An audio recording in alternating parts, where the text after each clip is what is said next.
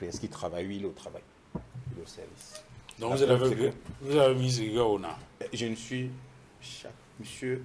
Parce que le sentiment qu'on a, c'est qu'on est dans une sorte de cacophonie. Hein. Non. On dit que c'est un court séjour privé. Oui. Il y a il est au travail. Cacophonie. On nous dit qu'il est en congé. Il n'y a aucune cacophonie. Le président a un organe qui communique. C'est le cabinet civil de la présidence de la République. Le gouvernement de la République a un organe qui communique. C'est le ministre, porte-parole du gouvernement. Chaque membre du gouvernement livre ses opinions. Hein? Chaque membre du gouvernement est libre de ses opinions. Ce sont les opinions. Excusez-moi, est-ce que parce qu'il est... Je ne sais pas. Quelquefois, moi, je me dis que c'est peut-être moi qui... Je ne suis pas normal. Je suis aussi à communiquer dessus. C'est pas une opinion? Non, on parle du On parle du NDPC. Le gouvernement a un membre qui est son porte-parole. Les autres, ce sont des opinions. Okay. Ils ont le droit de leurs opinions. Okay. Il y a un seul porte-parole du gouvernement de la République. Comme la présidente de la République a son porte-parole, qui est le ministre du cabinet civil. Il vous dit, le président est en Europe. Voilà sa communication. Le porte-parole du gouvernement dit, il est à Genève. Et les autres ministres vous disent, il est au travail. L'autre, il est en congé. Ce sont des opinions que nous devons respecter. Donc on retient donc qu'il est en congé. Non, c'est bon, vous retenez ce que le ministre il est en congé, il travaille en congé ou bien il est en congé au travail. Vous. Non, allez même chercher ce que Joshua aussi a dit, ou même ce que N'Djamena a dit, le président N'Djamena a dit. Ce sont des opinions. Non, c'est pas ça qui nous intéresse. Nous intéresse au niveau de la communication officielle. La communication officielle, c'est le ministre directeur du cabinet civil de la présidence de la République. Dès qu'il s'agit de la présidence de la République, 2011-410, portant organisation de la présidence de la République. C'est le ministre du cabinet civil qui communique. Okay. Et à partir du moment où il vous dit, le président est parti du Cameroun, il est en Europe. Et j'ai vu il y a quelques jours encore répondant à un journal. J'aurais souhaité que ce soit un journal camerounais, mais il paraît que c'est un droit de réponse. Il a dit que le président a eu une séance, je ne sais pas, à dîner avec certaines personnes dans un restaurant français, et il a donné des informations. Donc moi je pense que c'est lui qui communique sur le lieu où se trouve le président de la République. Le président de la République, jusqu'à présent, à ma connaissance, il est au travail. Je vais vous prendre un exemple. Ici, le ministre Mebara m'excuse encore parce que je vais le citer dans son livre. Il dit, lorsque j'étais nommé au secrétaire général de la présidence de la République, je ne savais pas ce que j'avais à faire. J'ai fait 2 semaines dans mon bureau et je m'ennuyais. J'ai trouvé le dossier qui était le plus gros, c'était celui de l'achat de l'avion présidentiel. J'ai commencé à le lire. Quelques jours, on vient me voir pour me dire que je dois être à l'aéroport dimanche. C'est la première fois que je rencontre le chef de l'État. Il me demande comment s'est passée la cérémonie avec le ministre Marafa Midouya. Quand je lui rencontre, il me dit, bon, vous serez appelé dans quelques jours et je vais vous voir. Il arrive à Genève. Quelques jours après, c'était un mercredi. C'est dans son livre, hein, moi je dis, s'il suit l'émission. Il arrive à Genève, le chef de l'État lui dit, bon, monsieur le ministre d'État, bonjour, vous avez bien voyagé. Voilà. Il dit, bon, vous êtes venu à travailler, voilà. Il lui dit, quand vous levez tous les matins, voilà. Il vous dit, lorsqu'il y a une loi, voilà. Il lui dit, lorsque ceci, voilà, vous devez avoir un carnet où vous devez. Il dit, c'est à Genève qu'il a su qu'est-ce qui est attendu de lui en tant que ministre d'État, secrétaire général de la présidence de la République. Et pourtant, dans le même livre, il dit qu'avant d'être nommé, le chef de l'État l'avait reçu. Et le chef de l'État lui a dit... À Genève? Non, à Yaoundé. Et lui a dit, est-ce que vous connaissez les questions de foncière? Vous connaissez? Il dit, c'était un entretien, il lui parlait de tout, il ne savait pas exactement. Donc le secrétaire général de la présidence de la République, c'est à Genève que lui, il a été formé. C'est lui qui le dit. C'est lui qui le dit. Moi, je bien compris. Même à Genève, le président de la République a nommé son secrétaire général à Yaoundé. Et lui a détaillé son job description à Genève. C'est écrit dans le livre. Okay. Moi, je ne raconte pas un mensonge. Moi, j'ai dit ce qui est écrit dans le livre. Et il dit, j'attends de vous une disponibilité de tous les instants. Et il poursuit en disant, un jour, je me suis retrouvé à la messe, à l'occasion de, je crois, les obsèques de Monseigneur Woukin. J'ai reçu des appels après. Quand j'ai appelé, il m'a rappelé, il m'a dit, je vous avais dit à Genève que j'attendais vous. Donc, à Genève, il travaille. Premier point. Moralité, ça, c'est ce que je l'ai dit. Moralité, il travaille. Le président travaille.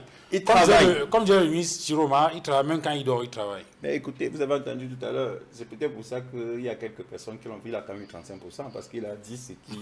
Et je voudrais rappeler, parce que les gens font comme si... Rappelez-vous, il y a un an, c'était en juillet 2025, je crois, que le président de la République est rentré, il avait fait 49 jours. En octobre 2025, les Camerounais ont dit qu'ils étaient d'accord. Donc, arrêtez de croire que vous avez pas rendu les places des Camerounais. Les Camerounais, ça ne les dérange pas à partir du moment où, à partir de Genève, il prend les décisions, il sert son pays. Parce que vous ne pouvez pas me dire qu'un président de la République est à Genève Et pendant qu'il y est, on dit qu'il faut que la diaspora participe. Pendant qu'il y a l'Union parlementaire à la francophonie. Pendant qu'il y est au Cameroun, il y a le SIA. Alors, dernière question avant de la parole à Simono sur le sujet.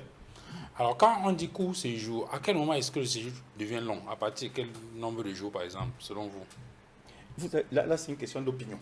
Oui, bien sûr, c'est votre opinion. Voilà. Moi, je pense qu'on peut dire qu'il est long lorsque ça traverse 90 jours. D'accord. Alcine Mono, arrêtez donc de vous plaindre d'attendre 90 jours avant de commencer à estimer. C'est mon opinion. Avant de commencer à estimer que le président a déjà trop duré dehors, pour parler de façon triviale. Comme je l'ai dit tout à l'heure concernant l'affaire de Mbalam, il est parfois très intelligent de se taire lorsqu'on n'a pas grand-chose à dire. Non, on doit donner ses opinions. Non, je parle de la communication gouvernementale, de la communication des apparatchiks du régime. Parce que nous autres qui avons un peu flirté avec la sociologie des organisations et la communication politique, dans une structure, dans une organisation comme le gouvernement, comme un gouvernement, ce n'est pas tout le monde qui parle. Et en situation critique, ça devient encore assez difficile pour qu'on laisse tout le monde dire ce qu'il a à dire. Je ne sais pas ce que les membres du gouvernement camarades de Tekem veulent démontrer, où chacun veut montrer qu'il est le meilleur défenseur de Paul Biya. Il se soucie plus de lui. Le ministre, porte-parole de la communication, a parlé. Je crois que c'était suffisant pour qu'on comprenne que Paul Biya, de un, il n'est pas malade, de deux, il est à Genève. Je ne comprends donc pas l'opportunité de la sortie des autres, surtout celui qui fait toujours la revue des gros mots, où il confond, c'est lui qui confond bien parler et savoir parler. Ce n'est pas le fait de maîtriser la langue française avec des mots ou des expressions préhistoriques qu'on va convaincre l'opinion de sa bonne compétence en matière de communication. La communication, c'est autre chose. Préhistorique, ça veut dire qu'on utilisait avant dans les ouvrages de Molière, de Candy. Bon, je suppose que c'est une figure de style. Oui, exactement. L'écriture est née... il y a également la communication la plus catastrophique, la plus chaotique, qui est celle du ministre de l'Emploi et de la Sécurité sociale. Du travail et de la sécurité sociale. Parce que, en fait, je ne sais pas si parfois, au-delà de ce qu'on a étudié dans des universités, au-delà de ce qu'on peut lire dans des ouvrages, parfois on s'assoit pour mobiliser ce que les bêtis appellent fakbeti. Ça veut dire l'intelligence naturelle. On n'a pas besoin de faire de grandes études pour faire quand même preuve de discernement. Maître Tekem l'a dit tout à l'heure, qu'un court séjour peut aller à 90 jours. Ça veut dire qu'il a les enfants à la maison. Il a les enfants qui sont certainement déjà au collège ou à l'université. Et ces enfants suivent papa dire qu'un président de la République peut faire 90 jours dehors et il n'est pas malade. Et on appelle ça court séjour privé. Quand l'enfant va demander à Maître Tekem, papa, vous qui avez un peu fait le tour du monde, vous avez vu où, dans quel pays où un président fait 90 jours dehors? Ça veut dire qu'on est dans une situation de normalisation délicate, pour reprendre Hubert Molonjana, dans aucun pays au monde. Même lorsqu'on veut même convoquer l'argument des congés.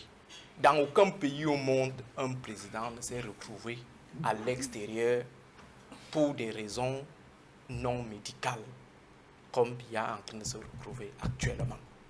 Les autres pays, les autres présidents, on a cité le cas de Omar Bongo, on a cité le cas de deux présidents nigérians, ouais. Mais dans leur cas, c'est qu'ils étaient malades. Mais dans notre cas, c'est que Paul Biya, lui, n'est pas malade. Donc, il se porte bien. Et il décide de faire près de 2 mois hors de son territoire, en train de diriger le Cameroun à partir des outils électroniques. À partir de l'espace Schengen. Ça veut dire, Donc, ils nous regardent. On se bat ici avec l'affaire de l'or, on se bat avec l'affaire des nus d'influenceuses, on se bat avec l'affaire du capitaine Efoudou. Donc, ils nous regardent. Ils ne rentrent pas à la maison. Moi, je crois que, en fait, il n'y a pas deux façons de vivre une fin de règne. Malheureusement, notre part de fin de règne est lamentable. Et j'ai peur qu'elle ne soit même chaotique. Dans la mesure où on ne sait plus à quel sein se vouer. Le ministre, porte-parole du gouvernement, dit ceci. L'autre ministre vient dire autre chose. On ne peut pas être en congé en travaillant.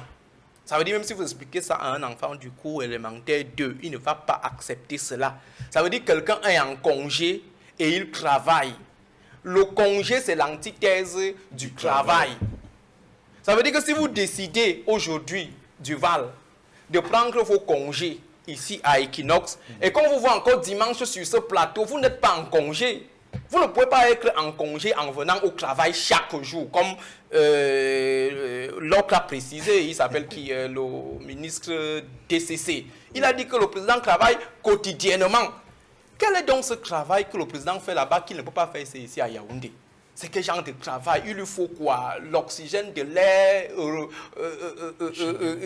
de l'espace Schengen. Il lui faut quoi finalement pour venir travailler ici au Cameroun? Moi, je crois que, comme je l'ai dit tout à l'heure, il ne faut pas confondre bien parler et savoir parler.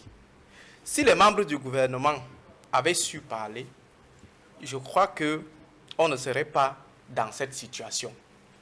Si le ministre de la communication, porte-parole du gouvernement, avait dit Paul Biya est malade, il prend ses soins, il suit ses soins, et dès que possible, il va revenir au Cameroun. Je crois qu'il n'y aurait même pas de polémique.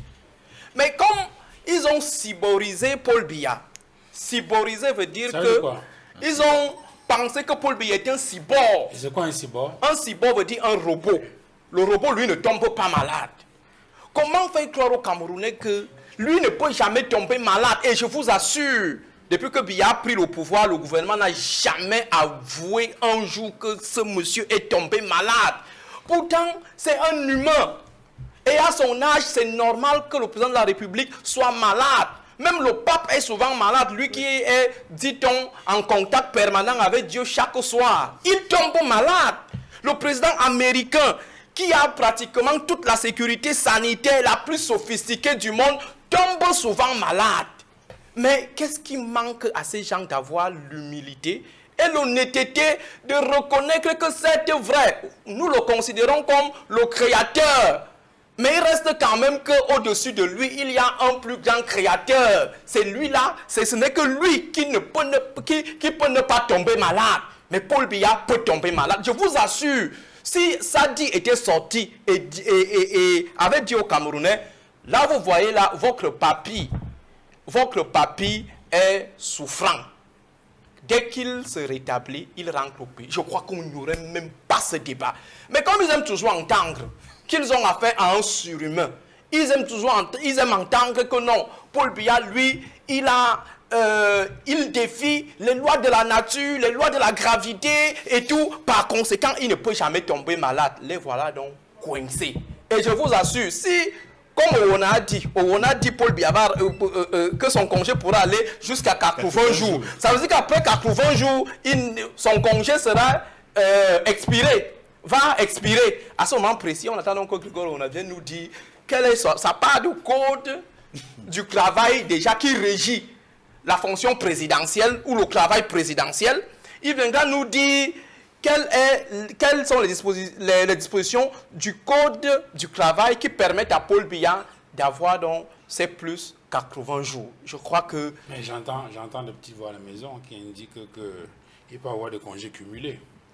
Les congés cumulés... Il a travaillé depuis sans prendre les congés. Donc... Notre problème sont les dispositions du code du travail. Nous sommes tout à fait d'accord avec lui, mais à condition qu'il nous dise quelles sont les dispositions du code qui statut sur les congés du président et sur même la fonction, le travail du président pour être un peu plus terre à terre. Moi, j'ai parcouru ce code toute cette semaine. Je n'ai pas lu quelque chose qui a créé à Paul Biya ou qui a créé à la présidence de la République. Et si Paul Biya est parti en congé, qu'il nous présente la note. La note que nous, ses employeurs, lui avons délivrée pour lui dire, monsieur, va donc faire 80 jours dehors. Dans le cas concret, comme Maître Tegem a dit, et je suis tout à fait d'accord avec lui, la seule personne qui a parlé, c'est le ministre de la Communication. Le reste là, ce sont des opinions. Ça veut dire que les Camerounais doivent prendre ça et jeter dans la corbeille. Excusez-moi, pardon, une phrase, juste une phrase. Monsieur Monod, sachez que le chef de l'État a été malade et on a communiqué. En quelle année? Il y a quelques années, il a allé un sommet à la CEMAC. Je parle sous son contrôle. Il a eu un problème. On a communiqué dessus et lui-même a communiqué dessus. Bon, et à la fin des années 80, la note, il le sait. Il avait dit quoi? Il avait dit qu'il a eu un problème. Il l'a dit. J'ai cru qu'il avait deux fois. Non, une autre fois. Je vais donner une autre fois, s'il vous plaît. Une autre fois. C'est suffisant. À la fin, le chef d'État allait à Baden-Baden. Il est revenu au Cameroun, en Allemagne. Il est revenu au Cameroun avec un léger retard. Interrogé, il a dit qu'il a eu un refroidissement, donc il communique sur ça. Oh non, moi j'ai parlé de la communication gouvernementale. Il y avait déjà eu une communication. Parce que je pense que cette année-là, c'est que j'étais encore très jeune et je suivais encore les le document, ce que j'ai dit, c'est que c'est pas le gouvernement. J'ai dit, le gouvernement n'a jamais, les créatures, j'ai bien dit, les créatures n'ont jamais reconnu la faiblesse humaine de leur créateur. Il a dit, j'ai été victime d'un refroidissement. Très bien, d'accord. Lui-même, mais pas ses créatures.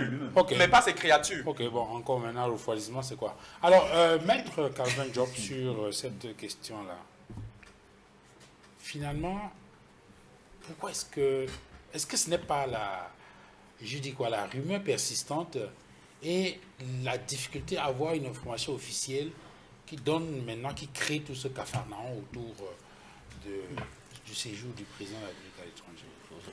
Je vais vous répondre, vous allez m'excuser. Juste un point sur ce qu'a dit Maître Tegem tout à l'heure, mon confrère. On n'est pas obligé de négocier, je suis le frère d'un balai, on n'est pas obligé de négocier avec quelqu'un qui nous apporte ses conditions. C'est nous qui offrons. Il y a des possibilités de faire un appel d'offres international et de discuter avec plusieurs partenaires et de poser nos conditions. Mais la difficulté où on ne peut pas faire, c'est qu'aujourd'hui, le Cameroun n'est plus vendable. Pourquoi? Parce qu'on a une question d'insécurité juridique locale. Tous les partenaires qui viennent, ils se retrouvent dans une situation compliquée, donc sans sable. Qu'est-ce qu'on retient? On retient que finalement... On fait avec celui qu'on a. Non, oui, enfin, on n'est pas obligé de saisir celui qui ne remplit pas nos conditions. Il y en a plusieurs, il y en a plein qui sont prêts à le faire. Il ne faut juste pas qu'on choisisse quelqu'un qui a été amené par une autre personne qui va bénéficier des commissions dans ce contrat. Pour moi, c'est même pas ça la question. Pour moi, la question, c'est pourquoi est-ce qu'on est fiché? Voilà, parce que il y a une insécurité juridique. On en discutera. Alors, pour revenir sur cette question de rumeurs persistantes et la question du président de la République, je veux d'abord qu'on soit clair que sur le plan constitutionnel, il n'y a aucun texte qui limite sa durée à l'étranger. Ça, il n'y a pas de débat là-dessus. Et si on regarde même bien, le président a anticipé sur ces aspects. En 2019, en faisant une délégation des signatures au SGPR, il a fait ce que la Constitution prévoit en son article 10 alinéa 3, en cas d'empêchement temporaire, qui est quelqu'un qui suit. Il faut qu'on mette ça sur ces débats-là. Mais sur le plan politique, il est clair que moralement, il a été élu par les Camerounais. Il n'est pas salarié, comme ils ont voulu malentendu. Moi, je n'ai jamais vu son contrat de travail et je pense que ça n'existe pas. Congé ou pas congé, simplement, il a été mandaté par les Camerounais pour les guider pendant les 7 années à venir. Il a estimé qu'il était capable encore de le faire. Donc, il a été mandaté par les Camerounais. Le minimum syndical, c'est au moins d'informer les Camerounais sur l'endroit où on se trouve, même s'il faut encore, pour moi, la Constitution ne dit pas forcément qu'il doit travailler depuis Yaoundé. Mais bon, bref, on a mis le siège des institutions, ça c'est un débat. Où ça pose problème, effectivement, c'est cette question, cette cacophonie qu'il y a, cette volonté à nous enfariner, cette volonté à nous prendre pour des poussins de 4 jours, qui ne comprennent rien, qui ne voient pas qu'on a un individu qui est vieillissant, moi ma mère elle vient de fêter ses 80 ans il y a quelques jours, elle va à l'hôpital toutes les semaines, des fois elle y passe 1 mois, 2 mois, c'est normal qu'on nous le dise. Et justement, le fait de vouloir entretenir ce mystère, sortir des excuses qui ne tiennent pas la route, qui ne sont pas valables, enfin du moins, sont valables, on a dit c'était leur opinion, qui sont leur opinion, ça ne fait qu'alimenter comment dire, la rumeur, ça alimente la suspicion des Camerounais, et surtout, comme on est dans une ambiance où il y a une guerre de clans, on se dit, ah, s'il est là-bas et qu'il se passe quelque chose, finalement, en fait, ce que moi je comprends au final, c'est que les Camerounais, vis-à-vis de ce bonhomme, c'est comme un père. On se soucie un peu de ce qu'il advient de notre père. Et on se soucie de ce qui pourrait se passer en son absence. Oui. Donc c'est normal, somme toute normal qu'on communique. On ne demande pas son bulletin de santé. Ça, c'est pas nos dispositions ne le permettent pas, enfin, n'exigent pas, mais on demande simplement qu'on sache. Est-ce que le court séjour privé a glissé en court séjour en long séjour ou séjour indéterminé? Au moins qu'on sache, et qu'on sache à quoi s'en tenir, et voire même que les gens se préparent, qu'ils aillent autour du palais des Toudi, si jamais il y a un coup d'État, qu'ils soient là pour faire rempart, parce qu'on sait qu'il ne sera pas là pendant longtemps. Vous voyez, donc comment vous savez? Vu que visiblement, quand on lit un peu la presse étrangère, on comprend que oui, on risque de patienter encore un peu quand même, que c'est pas demain qu'il viendra. Après, même si localement on essaye de conditionner notre vision là-dessus, mais il y a une réalité. Le président est vieillissant, il est fatigué, il a des maladies de vieillesse. C'est pas un cyborg comme ça a été dit, c'est un être humain et c'est normal qu'il soit dans cet état-là. C'est aussi normal qu'il ait besoin de se reposer. Oui. Maintenant, se reposer et travailler en même temps, à son âge, je ne pense pas que c'est indiqué médicalement ou voire même sur le plan intellectuel. Après, non, c'est lui qui va nous gouverner pendant les 6 prochaines années. Donc, on espère qu'il nous reviendra bientôt. On ne peut qu'espérer ça. Bon.